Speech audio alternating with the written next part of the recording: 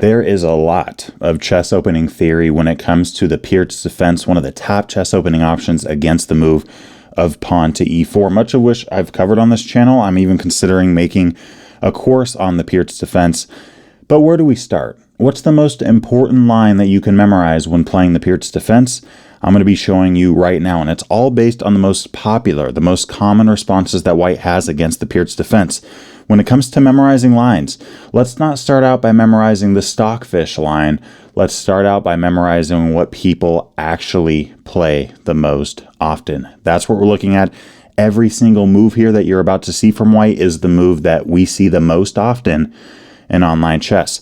And we're going to be breezing through this line a couple times, and then we're going to be going over the ideas and, of course, some possibilities that you can see as well. But in terms of the line to memorize, we're starting out with the Pirc defense. We're playing knight f6. By doing this, we're putting pressure on the pawn, and then we continue by fianchettoing our bishop on g7. As you see there, white put out their knight on f3. This is the classical variation. Now, that move of f4 with the Austrian attack instead of knight f3, that is something that a lot of Pirc defense players are concerned about. That's something that Pirc defense players run into, but it's not the most common move. The most common move is knight to f3, followed by bishop c4. Against this, we're going to castle. And if white castles here, again, most common move, we're going to take on e4. And if white takes, we have d5, a little fork there. We gave up a piece for our pawn, but we're going to get that material right back with a better position because of it, based on the positioning of our pieces, our activity, our development, all that. If white takes on d5, of course, our queen is ready to capture back, and we're ready to put our queen on c4, a very active square, a square that white can't kick our queen out of with a pawn. And yeah, I mean, with the move bishop to e3 here, I'm recommending rook to d8. By doing this, you're putting more pressure against white's center. And if white offers a trade, again, what they do the most often, we take and then play the move of bishop to g4. So this is the line that you can memorize. Let's just go through it one more time. Okay, so against the move e4, you have the Pirc. You're playing knight f6. You're putting pressure on that pawn. All right, white has to respond somehow to that. And with knight c3, you're going to go 1 and 2. And against a bunch of different stuff here, actually, you're going to look to castle kingside, including bishop c4. You're going to castle kingside there. And with castling kingside, you're now going to take on e4. If white doesn't take back on e4 and they just make some kind of random move, great. And if they do take on e4, we have now lured these two minor pieces into position to fork them with the move of d5. We're ready to capture back with our queen. We're ready to put our queen on c4. And then finally, bring our rook into the game, trade down, and play bishop g4. Now let's go back to this move, knight f6, move 2. A lot of players are concerned about e5. If you are playing at more of a beginner level, if you're playing under 800 elo, under 1000 elo, you might be seeing this move quite a bit, but it turns out it's just not good.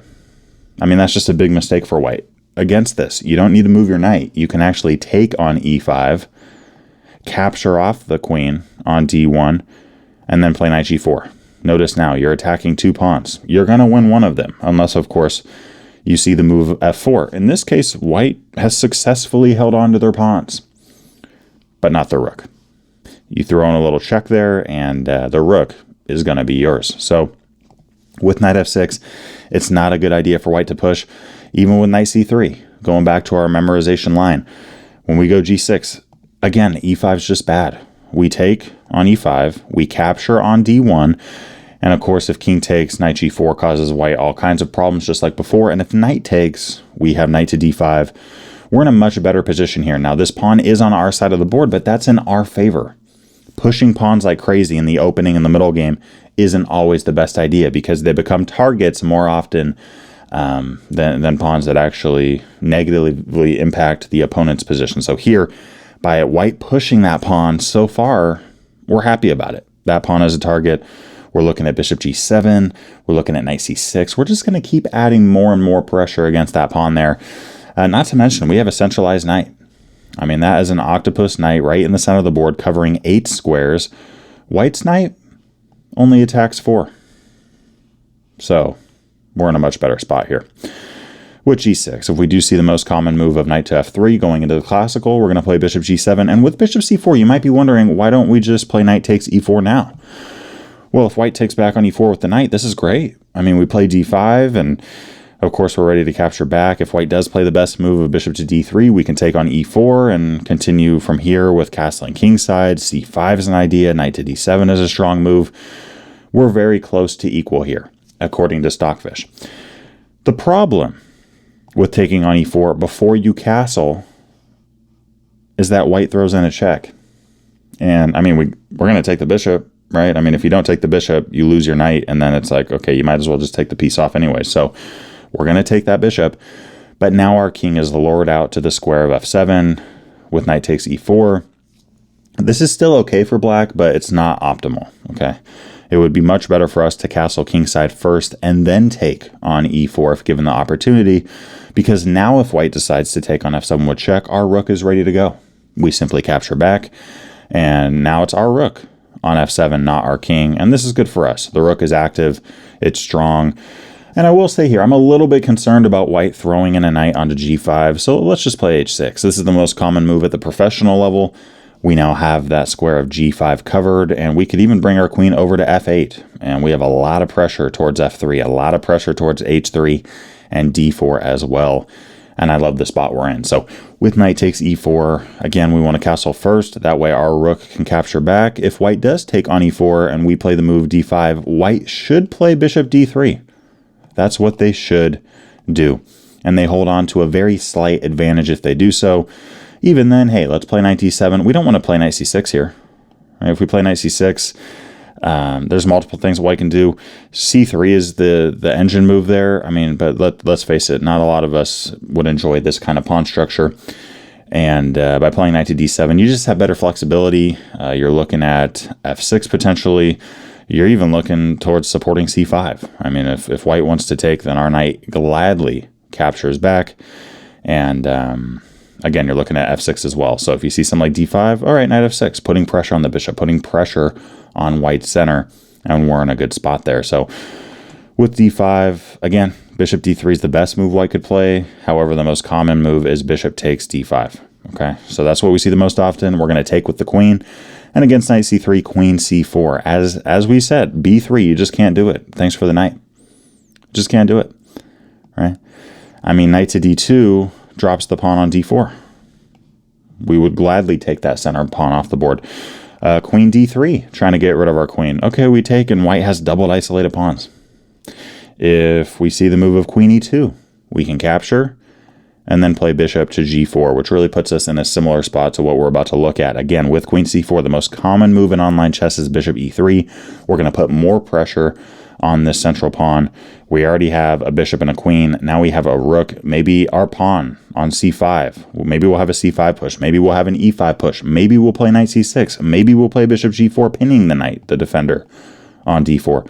There are so many possibilities here, but this is just not a fun position for the white side. We often see white go with queen e2, looking to simplify, looking to trade down. I'm a big fan of taking the queen right off the board and then playing bishop to g4. And you are guaranteeing that you're going to either ruin white's pawn structure on the king side or go up material. Those are the only two things that can happen.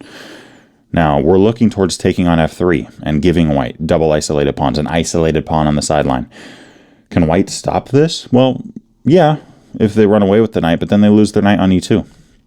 This knight would love to go to g1 or d4 so that it defends the knight on e2, but those two spots are obviously taken. You can't take your own pieces, and this knight, in the same kind of way, cannot defend the knight on f3. So, I mean, at some point here, whether we're doing it the next move, whether we're playing knight c6 first, putting more pressure on the center, and then taking, at some point, white's pawn structure will get messed up. If h3, okay, cool. You just asked us to do what we wanted to do anyways. Take on f3, put pressure on white's center. If something like c3, I'm going with e5 there, striking. And if white wants to take, okay, we take back with the knight. Here we have a knight and bishop versus knight and bishop. So there's no bishop pair on either side. No major imbalance except for white's pawn structure just being terrible. And this is obviously very much in our favor. So you can memorize up until the point of bishop g4. Okay, up until this move here. Again, one more time, just going through this. Okay, we're playing the Pirc. We're going with g6, bishop g7. We're castling and then taking on e4. And then we're looking towards d5. We're taking with the queen. Queen c4, key move there, key idea. There are other options available. You could play queen a5 if you like that, kind of a Scandi type idea. You got queen f5, you got queen d6, a lot of moves, but queen to c4 is the engine preference, and this really does put white in a tough spot because, I mean, yeah, you play queen to d3, we mess up your pawn structure. You play queen to e2, we take, and then play bishop g4, and as we know, your pawn structure is going to get messed up. You play b3, oh wait, you lose your knight. So it's just really hard for white to play through this. We're going to put more and more pressure on white's center, which is really a staple idea in the hyper-modern type of defense like the Pirc. And, okay. Again, we're gladly going to take and play bishop g4, and here, again, we're going to either mess up their pawn structure or go up material. That's a great place to be. Hope you enjoyed this video. Quick reminder that for the rest of this month and next month, okay, the discount code to get 30% off on any of my online courses is chess25. If you're interested in the Hippopotamus Defense course, if you're interested in any of the courses I'm offering, the Czech Pirc, you name it, the modern Scandinavian, go down to one of the links below, plug in the discount code chess25, and you will get 30% off on your purchase. Only good through the month of September. I'll see y'all in the next video. Peace. I wanted to finish this video out by giving a big thanks to Walter, Steve, Rob, that's a lot of Robs, Ray, Roger, and the rest of my Patreon community. I appreciate you guys a ton. If you guys haven't checked out the Patreon before, there are some exclusive benefits that you gain by becoming a member, and I look forward to seeing y'all in the next video. Peace.